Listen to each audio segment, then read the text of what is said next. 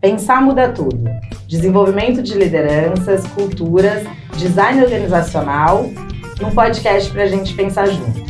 Porque pensar muda tudo, a percepção sobre nós mesmos, sobre as pessoas com quem vivemos, sobre a sociedade e sobre as organizações que nós trabalhamos. Eu sou a Fê Leite, especialista em desenvolvimento de lideranças e de culturas organizacionais, fundadora da Mandacaru Think. Eu sou psicóloga, neurocientista e junto com você e com a Marina, vamos pensar em muitas coisas. Eu sou Marina Spin, jornalista, sou especialista em conectar ideias e pessoas e adoro estudos de futuros e tendências e como a comunicação faz toda a diferença na hora de conectar esses novos contextos.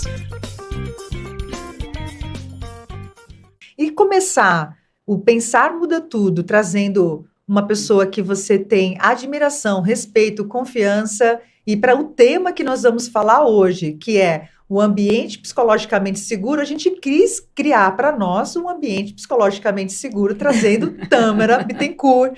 Tâmara, se apresente para o pessoal. Ai, muito obrigada, gente. Obrigada pelo convite. Bom, eu sou a Tâmara, eu sou formada em psicologia como a Fernanda.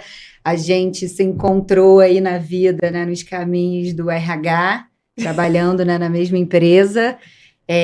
Basicamente, desde que eu saí da faculdade, eu fui aí para a área de pessoas, trabalhando em empresa, e fui me desenvolvendo. Fico muito feliz, né, por você comentar sobre essa admiração. Então, estou fazendo alguma coisa certa aí nessa caminhada.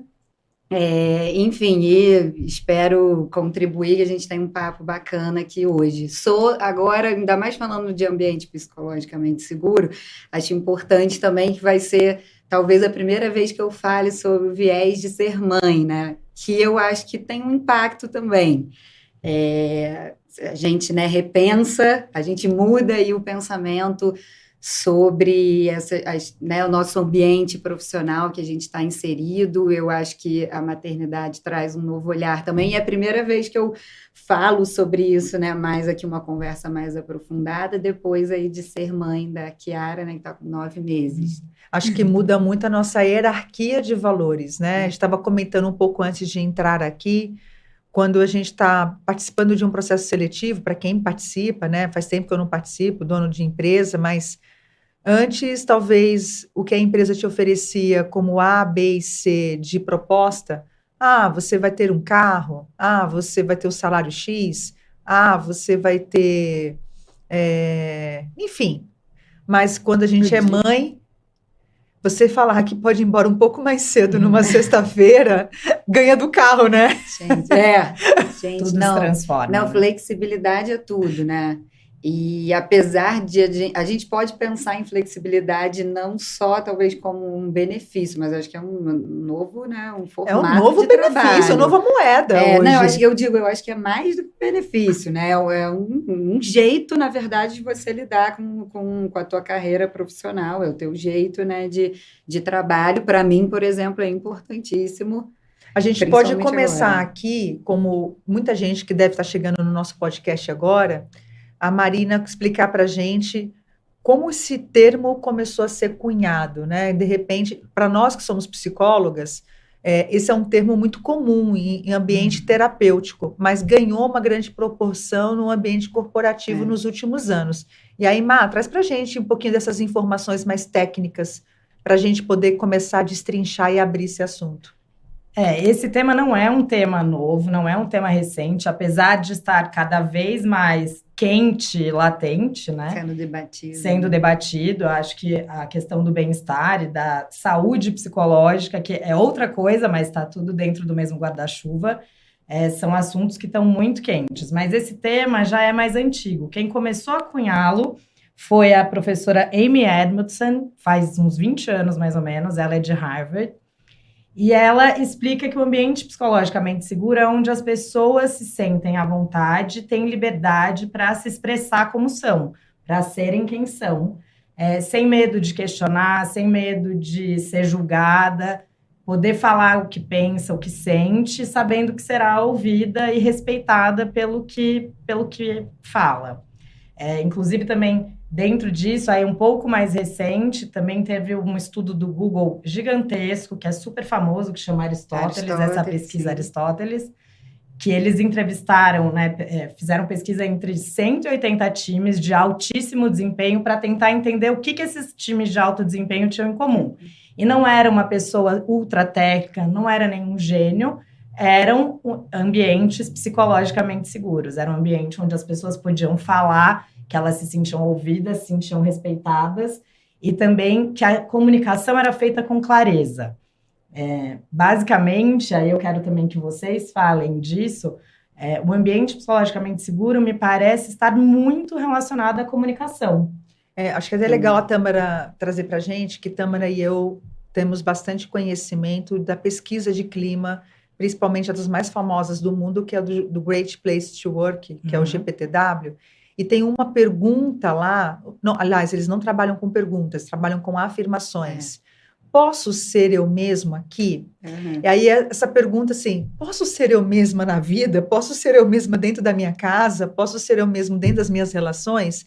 Acho que seria legal você falar um pouco disso, porque é uma propriedade tão grande você poder ser você mesma, você assumir suas verdades, e não é simples.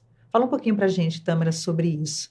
Não é. Eu acredito que em qualquer lugar a gente vai ter algum mínimo de adaptação. Então, ser eu mesmo também passa, né, para a gente entender, eu consigo manter, né, os meus valores, né, as minhas verdades, trazer o que eu penso. E interessante de ser assim é que isso está muito ligado com o resultado, né? O projeto Aristóteles que você comentou, voltando um pouquinho, fala também muito sobre isso, né? Eu tenho times de alto desempenho, e times de alto desempenho em ambientes psicologicamente seguros não significa que está tudo bem, que não tem nenhum debate. Eu acho que isso é muito importante falar, né, sobre esse tema. Um ambiente psicologicamente seguro não é um ambiente, não é a Nárnia, super calmo, Nárnia, exatamente. Não é sobre passar a mão na cabeça, né? Não, pelo contrário, mas esse espaço, né, para ter autenticidade, para ter honestidade, para que inclusive as discussões sejam muito mais maduras, muito mais certeiras. Sim. E com isso você tem resultados muito mais interessantes, porque, né, no final, se a gente está falando de ambientes profissionais, a gente está falando de ligar as pessoas, né, com resultados, e é resultado para todo mundo. Sim. E quando eu estou num ambiente psicologicamente seguro, o resultado realmente é para todo mundo.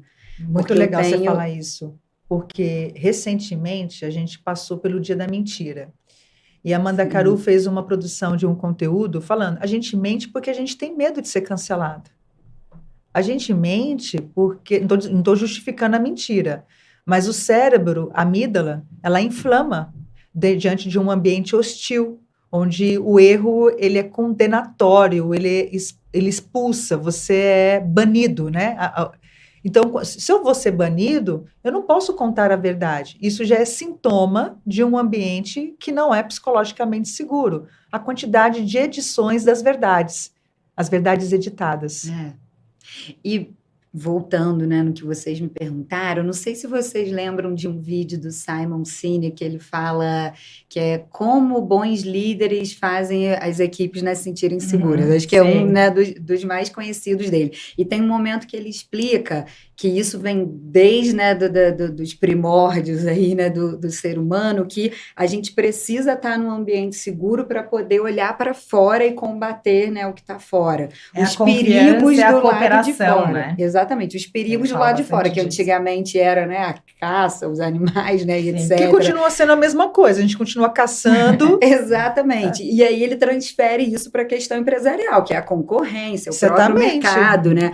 Ainda mais hoje em dia, né, gente? As coisas estão mudando. A velocidade. Né, então, por mais que você esteja seguro no teu segmento, alguma coisa vai mudar, você tem que inovar em alguma coisa. Basicamente, não existe hoje em dia uma empresa que não precisa inovar.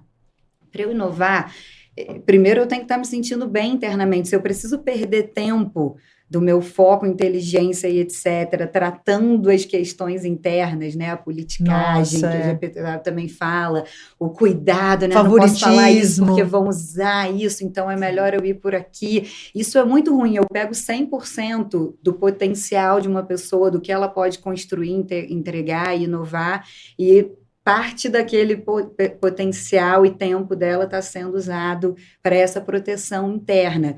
Isso não é um ambiente psicologicamente seguro, né, por exemplo. Mas aí, Tâmara, vamos lá. Qual é a dor que eu vejo hoje? A maturidade. Nós estamos vivendo hoje, e não tem a ver com gerações. Para mim, existem pessoas imaturas com 50 anos e pessoas imaturas com 18. Eu conheço pessoas com 18 extremamente maduras e pessoas, né? Então, para eu poder estar nesse ambiente e ser eu mesmo, e ser profundo, ter conversas inteligentes, eu preciso de maturidade. De quem você acha que é a responsabilidade? Você acha que a empresa tem responsabilidade de investir também no amadurecimento psicológico das pessoas? Eu acho, Fê, que a empresa, né, que é a sua liderança, se a gente for pensar, né, ela tem uma possibilidade de criar um ambiente mais propício para isso. Eu acho que, né, muitas das coisas das relações da empresa, etc., vem, né, de dentro das pessoas, né? São as minhas atitudes, como é que eu vou escolher lidar com uma determinada questão ou outra. Então, né, cada um ali também com a sua terapia em dia e etc., para poder lidar com as questões. Mas a empresa, ela tem um poder, no bom sentido, muito grande de criar esse tipo de ambiente. Porque quando a gente fala de segurança psicológica, a gente não é só dentro da empresa, na nossa vida. Exatamente. Nas relações, né, familiares, né, e etc. Só que aqui, né, a gente tem um foco, um recorte, né, para a empresa. Inclusive, eu sempre gostei de trabalhar com pessoas em empresa, porque eu acho que as empresas têm esse impacto muito grande. Uma empresa, ela consegue, né, impactar o teu colaborador, por exemplo, e ele impactar a família. E aí a gente está falando de cultura. Quando a gente fala disso dentro da empresa, é muito relacionado à cultura, né? Então, respondendo a Fer, eu acho que a empresa, ela tem essa responsabilidade, né, de junto ali com seus líderes, suas construções culturais, etc., tornarem um ambiente mais propício. É igual engajamento, né, e motivação. As pessoas, né, isso vem de dentro, mas o que você pode fazer é criar esse ambiente que facilite. Mas olha só que interessante, né? Ela falou de terapia. Quando a gente faz perguntas em qualquer palestras, treinamentos, nas organizações, pessoal, quem é que faz terapia? 3 a cada 10 pessoas levantam a mão. Então, ainda não é uma realidade da cultura brasileira. Mesmo a empresa oferecendo assistência médica, mesmo a ANS, o rol da ANS possibilitar 12 terapias por ano, as pessoas não buscam. Esse é o primeiro ponto. 2, quando a gente está falando de pessoas mais maduras no ambiente corporativo e que a empresa precisa criar a cultura, aí eu lembrei de um caso muito interessante. Isso é verdadeiro. Não vamos dizer o nome da empresa, mas uma pessoa chegou com um laudo de um psicólogo dizendo que a partir daquele momento essa pessoa não poderia mais participar de reuniões de resultados, porque isso era um gatilho para a ansiedade dela. Aí você tem Ué. Caramba, né? Então eu não posso ter acesso a números. Então nem no mercado ela pode ir, né? Então a vida dela, porque a vida é feita por resultado. A sua conta de luz, a sua conta de água. Então, olha a situação de sinuca de bico que o líder ficou. Então, a Tâmara, vamos supor que seja a Tâmara. A Tâmara não pode participar de reunião de resultado porque deixou ela ansiosa. Como é que esse líder lida com essa situação? Com um laudo médico, primeiro, tanto que a gente orientou que fosse atrás do CRP desse profissional e fizesse uma denúncia no CRP, que o CRP não pode fazer esse tipo de laudo, né? Ele poderia afastá-la, né? Olha, essa pessoa está numa situação de grande inflamação neural, e aí tem várias doenças aí que a gente não vamos entrar nisso, e, por enquanto, ela não pode estar num ambiente onde tem esse tipo de informação, porque isso é um gatilho para ela. Então, eu retiro ela da situação. Agora, esse terapeuta, não sei nem se é terapeuta de verdade, atribuiu ao líder uma responsabilidade do qual, tecnicamente, impossível. Ele não consegue. E outra, e a equipe? Mas aí, é que fica todo mundo? Não é um indicativo de que não, para ela, ou até de uma forma geral, aquele não era um ambiente psicologicamente seguro. Mas você concorda que essa pessoa ela também não está sendo preparada pelo próprio terapeuta a saber reconhecer a percepção real da realidade dela, né? Real da realidade é ótima, né? Mas assim, ela não está sendo orientada psicologicamente para tomar boas decisões. A decisão dela foi enfiar um laudo dentro da empresa e a empresa que se vire comigo. E aí essa é a minha preocupação, Tâmara, o quanto que quem está nos seus papéis corretos, porque todo mundo tem uma responsabilidade, né? Porque eu, enquanto colaboradora, tenho uma responsabilidade, o líder, a empresa, a sociedade, as políticas públicas. E Fernanda, esse caso que você trouxe, assim, sem dúvida, estoura ali um limite do que a empresa até deve chegar. Eu não sou também a favor eu acho que a empresa pode criar uma série de políticas, etc., mas tem um limite ali onde ela tem que se envolver com questões, né, ali pessoais, e essa pessoa, por exemplo, está no momento realmente adoecido, a empresa não tem nem conhecimento, muito menos o líder. Ainda não estou vendo isso nas chamadas, né, para vaga, o líder, né, conseguir fazer esse tipo de papel. Daqui a pouco vai pedir PhD de psicologia. E é muito pesado também, né, conseguir fazer tudo isso.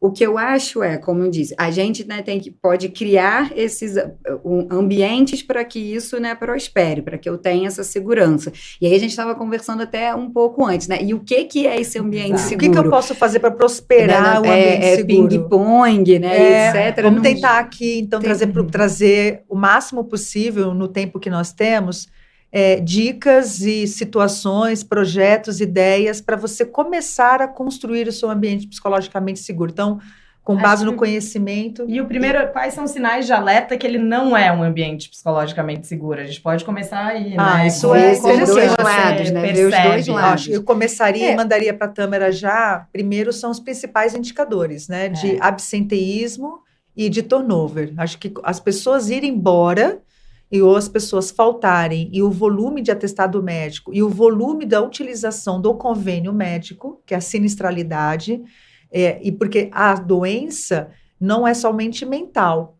Você pode ter manifestações de outros sintomas, como diabetes, pressão alta, insônia, dor de cabeça, que são sintomas de um ambiente que não é psicologicamente seguro. Então, o RH e a liderança têm que fazer gestão desses indicadores. Sem dúvida. E eu acho que esses são mais claros. Se a gente for pensar, é mais fácil da gente medir, conseguir né? checar. Nossa, essa empresa está adoecendo, assim, né? Verdadeiramente. Mas tem outras questões que precedem, de repente, você estar, né, já num adoecimento, que essa questão, né, de estarem indo embora, de um engajamento baixíssimo, né, de uma falta ali, né, de envolvimento, de senso, né, de pertencimento, de trabalho, né, mas como é que eu mensuro? Tente trazer para as pessoas, porque a gente fala a palavra engajamento, a gente tem engajamento emocional, que a pessoa participar de uma festa de final de ano e está todo mundo engajado nessa festa, Copa, todo mundo se engaja, isso é engajamento emocional. Mas engajamento mental, que é realmente cocriar na ideia, participar, se responsabilizar. Acho que é legal a gente distinguir o que é esse engajamento. E como é que a gente mensura isso? Que tem as pesquisas que você pode ir especificamente nas perguntas, como você trouxe o exemplo. Que são as pesquisas de clima, por exemplo? Isso, pesquisas de pulso. Você pode fazer a pesquisa de pulso ou de clima, que ela normalmente, né, tem ela é maior. Ela demora mais tempo, né? Você não faz o tempo todo e ela é maior, mas você tem pesquisa de pulso, que você pode, inclusive, estar perguntando coisas diferentes mensalmente. Terminou um projeto, por exemplo, né? Fizemos uma entrega de um novo produto. Você pode fazer uma pesquisa de como foi o engajamento, a cocriação, a participação, a liderança, o resultado dentro de uma entrega de um projeto de 8 meses. Isso é bem mais específico e você consegue fazer um cruzamento, por exemplo, como uma avaliação de desempenho por competências. Exato. Você tem as one-on-ones ou conversas, né? Cada empresa vai ter. Exatamente. Na verdade, é sentar com o ser humano, sentar com a pessoa, olho no olho, e dar tempo. É o que a gente está fazendo aqui. E aí, você senta com a pessoa. Quais são as perguntas, né? Ou nessas pesquisas, quais são as perguntas-chave, as perguntas cruciais para ir lá no ponto certo, assim, direto ao ponto? Eu pode parecer que eu estou me desviando para não falar a pergunta, mas é porque a grande questão não é só a pergunta. Exato. Temos perguntas também, né? Como colocou, posso ser eu mesmo? Eu sinto que eu tenho acesso às informações que são importantes para desenvolver meu trabalho. Desse projeto. Exatamente. Se eu cometer um erro, sei que eu serei ouvido. Adoro do erro. Uma das perguntas que eu mais gostava na pesquisa de clima era: eu sei erros não intencionais serão não ouvidos serão e tratados, né? Justamente. E vão ser tratados, né? Justamente porque às vezes a gente chega, né, em empresas, eu acabei entrando, né, em diversos clientes trabalhando, né, com consultoria, a gente tem nessa possibilidade, ver, né, diversas culturas, e é riquíssimo.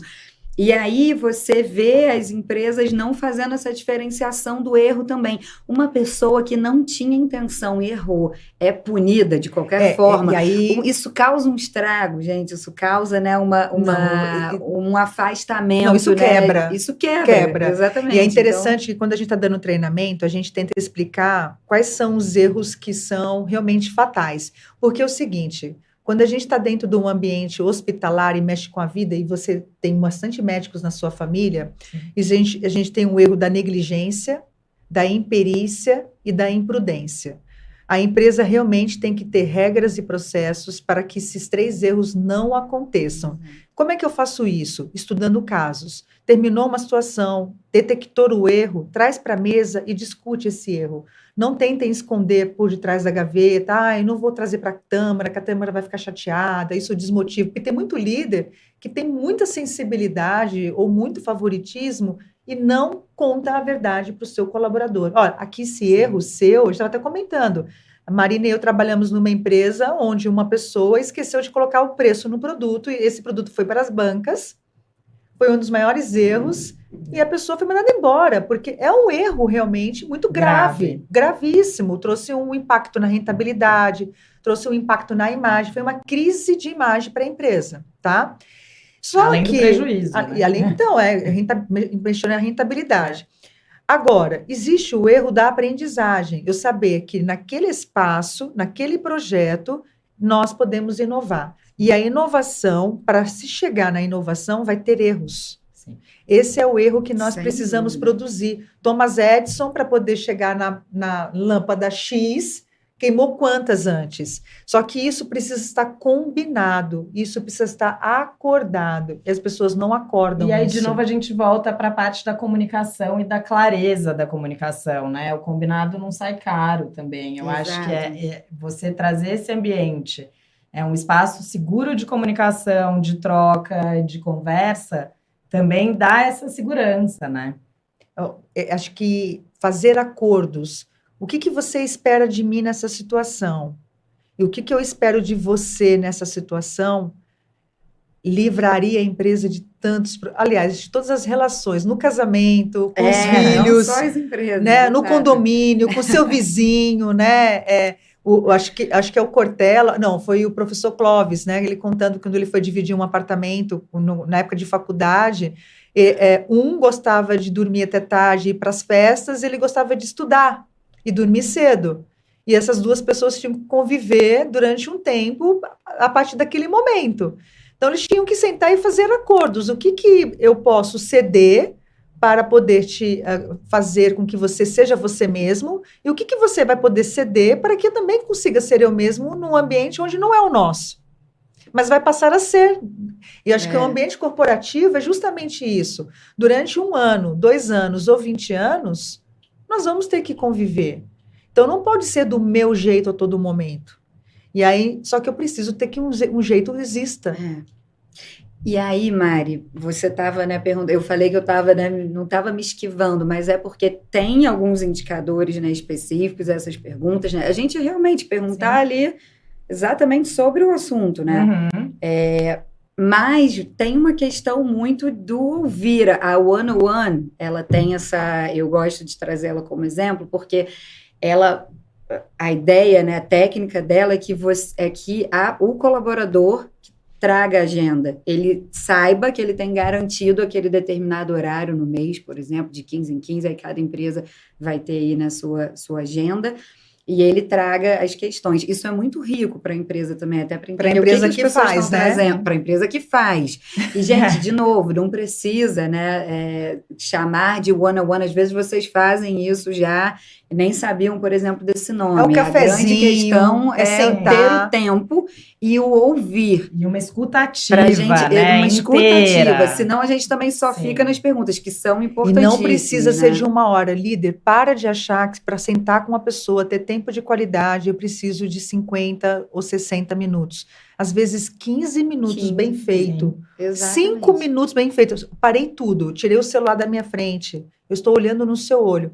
O que está acontecendo com você? Me conta como está a sua vida. E olha, isso também pode funcionar no online, hein? Não, aliás, Às vezes no online, eu tenho tido conversas tão profundas no online, porque eu tô tão concentrada, eu falo que é muito do ser humano. Se você é desconcentrado, você vai ser desconcentrado no presencial. Exato. Se você não dá bola para o ser humano no online, também não dá no presencial. É gostar de gente. Gente, não tem como trabalhar numa organização sem gostar de gente. Acho que o ambiente psicologicamente seguro parte do princípio lembrar de que o trabalho é coletivo, né? Lembrar que existem seres humanos, né? E acho que aí para fechar um pouco, a gente precisa fechar esse tema, acho que dá para falar dele 20 vezes, dá para fazer subtemas do ambiente psicologicamente seguro. Acho que a gente, falando assim, Tâmara, que 3 ideias que você traria hoje para os nossos ouvintes, para os nossos clientes? A partir de amanhã, eu quero implementar um ambiente psicologicamente seguro. Passo 1, 2, 3. O que você traria?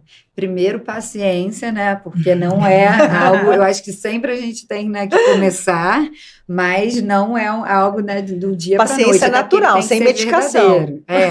Agora, porque assim, para mim, o que é um ambiente psicologicamente seguro? Não é um ambiente que não vai ter desafio, que não vai ter debate, que não vai ser difícil, que não vai ter aqueles dias mais complicados, que eu não vou ter, às vezes, que ficar até mais tarde. Que você não vai chorar. Psicologicamente seguro, você poder questionar. Não é isso.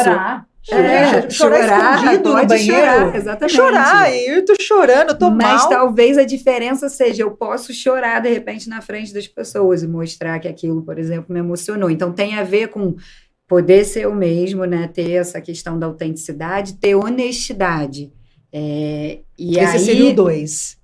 Esse seria, isso são as características, né, para o ambiente psicologicamente seguro. E aí, como que eu crio isso? Primeiro, eu, como, né, líder ali, como talvez a pessoa que vai encabeçar, né, essa mudança, queira trazer essa mudança, eu preciso entender isso. E eu preciso estar bem, inclusive, né, comigo mesmo, ou buscar estar bem, né, comigo mesmo, para ter essa honestidade, para essa honestidade, essa transparência começar por mim. Acho que a palavra, você fala assim, autenticidade, né? Eu poder viver a minha verdade.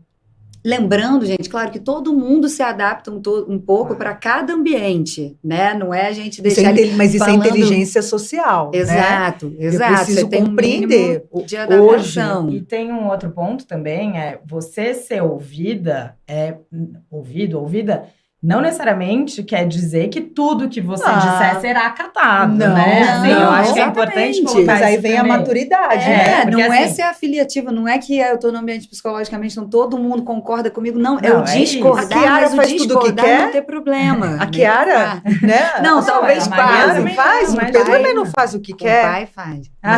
Mas não vamos falar do pai aqui no podcast, ele vai nos processar. Ele processa. Não, mas... mas eu acho isso, né? A pessoa poder falar, sentir a vontade para falar, para questionar, mas saber também que nem tudo vai ser exatamente do jeito que ela quer. E uma outra coisa que eu acho que é muito importante é a gente ter a coragem para poder fazer a intervenção. Então, tem uma série de situações na empresa que a gente olha e a gente não precisa nem ter a nomenclatura exata e saber todas as definições de ambiente psicologicamente seguro. A gente olha aquilo e vê que aquilo não é legal. Sente, né? Aquilo não está construindo um ambiente, né, que vai ser saudável. Aquilo ali, aquela fala, aquela situação, né, acontecendo, vai impactar na saúde, por exemplo, né, mental, ali, na qualidade de vida da pessoa. E a gente precisa ter coragem para intervir. Porque a cultura ela é construída assim, né? Cada vez que eu paro uma coisa ou faço uma intervenção numa coisa, ou aceito e reconheço outra, ou eu recompenso, ou eu puno, né, que é a recompensa e punição. Eu estou passando as mensagens da minha cultura. Exatamente. Então, se eu quero trabalhar ambiente psicologicamente seguro, eu estou falando da minha cultura ser... Eu tenho que dizer o que é intolerável aqui dentro. Exatamente. Que nem assim, você pega uma pessoa que foi pego numa situação ilícita, mas ele é um cargo de diretor e nada aconteceu com ele, e chegou um estagiário com uma atitude ilícita e ele foi mandado embora, você está passando uma mensagem, né? De ambiente psicologicamente não seguro. Agora, para fechar, Tâmara, você falou da intervenção vinda da empresa, e eu vou fechar para vocês aqui dizendo o que eu digo para os nossos clientes que estão fazendo mentoria. Vá até onde não te agrida. Você também tem o direito e o dever de fazer a sua intervenção. Se a empresa não está tendo movimentos, não está tendo consciência e clareza, e ela está demonstrando, na verdade, que ela não tem interesse nenhum em mudar o seu ambiente, mude você. Sem dúvida. Saia você. Tâmara, para as pessoas te encontrarem nas redes sociais, deixa aí para a gente o seu contato, como é que as pessoas te encontram. Tá ótimo, mas pode ser no LinkedIn, Tâmara Bittencourt, Instagram, aí vão encontrar um pouco também, mais ali da minha vida pessoal, um pouco da Chiara, que é Tam Bittencourt. Acho que esses são os principais. E te acha na Mandacaru também, né? Também te acha na Mandacaru. Eu me acho, já estou lá. E você, Má, como é que você encerra aqui das suas pesquisas? O que ficou para você tão latente, assim, você fala, poxa, eu não trabalharia num ambiente que tivesse isso, ou eu trabalharia num ambiente que tem isso? Olha, eu acho que 2 coisas que ficaram muito latentes para mim foi, primeiro, o ambiente também somos nós, né? Eu acho que existe a questão da cultura e da liderança, mas o ambiente psicologicamente seguro também é feito da gente, como que a gente trata quem está do nosso lado, abaixo, acima. Eu acho que isso não é só uma responsabilidade da liderança, apesar de ser o grande exemplo e a grande referência dentro de uma empresa. E a outra questão, eu acho que a gente tem ouvido tanto, né, as empresas investirem em talentos diversos, pessoas incríveis, geniais, maravilhosas, mas o que adianta investir nesses talentos diversos se elas não têm um lugar de fala, se não são ouvidas, se elas não estão ali dando o melhor que elas podem, a maior contribuição possível. Então, acho que esse ambiente psicologicamente seguro também presta atenção, você está investindo, a empresa está investindo uma grana, está lá contratando grandes talentos e a pessoa não sente a vontade para expor, para acrescentar, adicionar a sua ideia. Criticar, né? Criticar, questionar. Como que você vai inovar? Como que você vai mudar as coisas? Senão você vai continuar sempre igual. Acho que como eu disse para vocês, daria para a gente fazer um episódio de 5 horas aqui. Nossa, a gente vai virar o podcast do Flow. Quem sabe um dia a gente chega lá com patrocínio. Pode patrocinar esse podcast. Venham. Mas vamos encerrar aqui. Acho que a gente levou as pessoas a pensar, a repensar. E que realmente esse pensamento possa transformar culturas e também transformar pessoas. Gente, é isso aí. Até a próxima. Até a próxima.